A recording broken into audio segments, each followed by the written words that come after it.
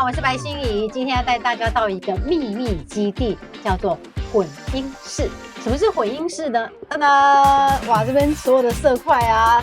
就是这些都是音轨。我们亚洲猫科大复兴的声音设计呢，就是在这混音室完成的。在我旁边的这位呢，就是我的贵人，音勺文化的总监周坤周哥。我们这次亚洲猫科大复兴所有的声音设计，就是周哥带着他的团队来为我们完成的。周哥，谢谢你。大家好。其实我跟周哥认识呢，是在应该6、7年前，那时候我都自己来音勺这边挑配乐，那时候还要去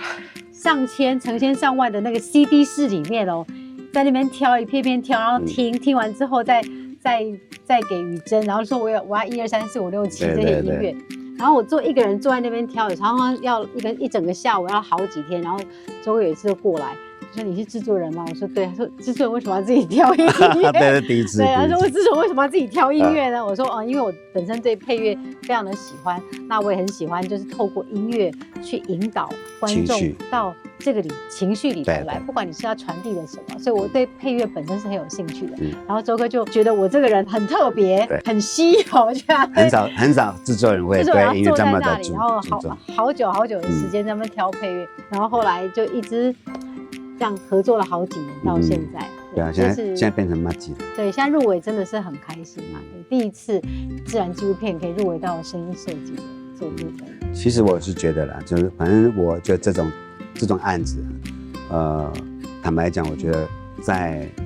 不管说在整个广度跟密度，还有它的精致度来讲，我觉得真的是蛮好的。那当然入围的话，当然我们也很开心，就是我们有受到肯定。真的，所以很开心。评审听到野性的呼唤，对，谢谢评审。其实我们野外拍摄团队就是我跟摄影3个人。那我没有专业的收音师，所以大部分的时候都是摄影要当收音师，而我们很多的画面都是要透过长镜头，也就是所谓的大炮去拍摄的。所以要怎么样去重建这个很紧张的，或是很悲伤的，或是一些就是动物的这些他们的行为，要怎么样重建这个现场呢？我们就必须要靠声音设计。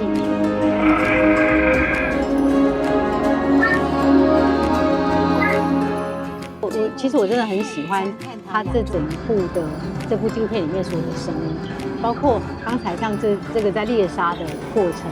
那些动物惊恐的奔跑啊，然后旁边很多声音在尖叫啊，然后还有现场老虎它吃猴子，还有在声音，对，吃猴子还有拔毛的声音，对，然后还有这整个其实丛林的，它整个声音其实很丰富的，各种的声音在这个丛林里头。然后除了这些丰富的声音之外呢，我本身也很喜欢印度它的这些，你看诵经啊，还有这个音乐啊，然后整个印度的那种很鲜丽的色彩的那种感觉，他们有个手鼓，他们对，就是感觉就是在这个沉浸在整个印度的人文跟自然里面，对，当然人文蛮有特色的。对，所以其实这一片我真的觉得花了很多的功，然后花了很多的心力在这里。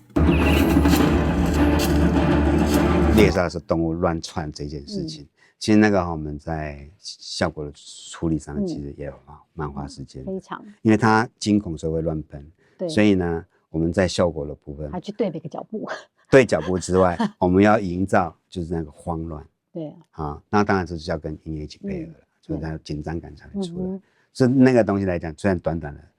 可能在几十秒而已，其实对我们来讲，那个花费的时间非常的长，当然，因为它有各种不同的动物，然后我们觉得做这个案子是蛮辛苦的，坦白讲，对啊，当然，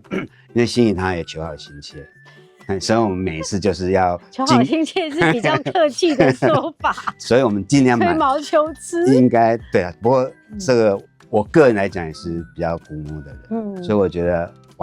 求其完美是很重要的。所以2个古摸人加在一起，永远都做不完这样子，一直修，不管是负得正或者真正得正，其实就是为了完美。对，那我觉得跟心怡合作我是蛮开心的，因为可以不断的接受挑战。像这边有一些背景的声音嘛，然后周哥我们这边做一些，就是除了周哥之外呢，其实这次被我们虐待的，他也是声音设计的音效师雨辰。哇，雨辰每次他都是做到天亮啊，真的。然后我们又一直修，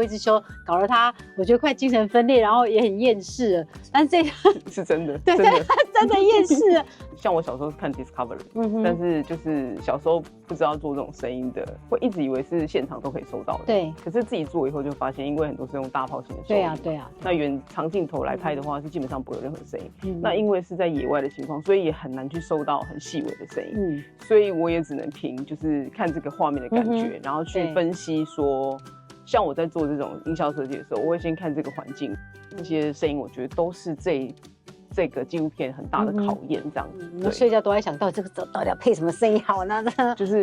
几乎都没什么睡。可能我们真的是因为真的是花。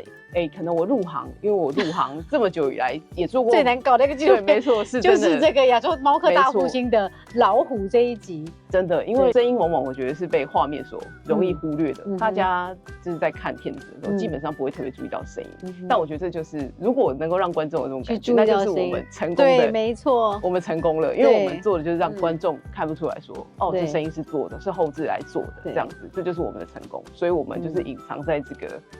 应该说我们所有的工作团队啦，我们做后制的，就是隐藏在这整部成功的影片背后，那做出这样成功的一支影片，那这个就是我们工作上的期许跟目的，这样子，然后就是很感谢说这次有机会可以参与这样的片子，这样子，谢谢。第一次入围，对，第一次入围。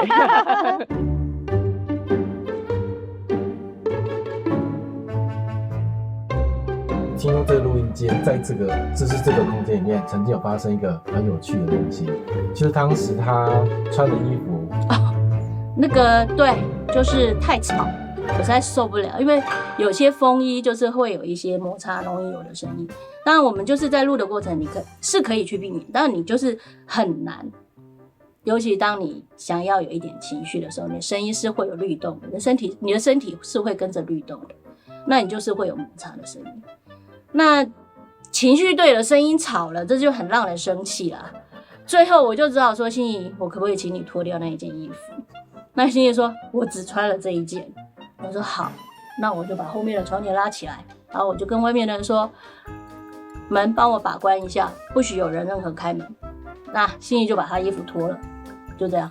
然后我们就录完了那一支，对。对，这个影片只有会员频道才会有。在磨声音的过程中，其实是有一些对过去心怡的一些口条上我们有讨论一下。那以前心怡在讲的时候，我们会比较专业，倾向于专业，然后告诉你一些事情。那我们现在比较是。当然，后面几集的时候，我们都会有觉得说，心怡的声音，他开始去说故事，去告诉你这个动物的故事，然后会人物那种感情面就会多了很多，然后你会比较是觉得比较在跟动物同一个感觉，而不会是说我今天就是去告诉你说，它快灭绝了，它怎么了？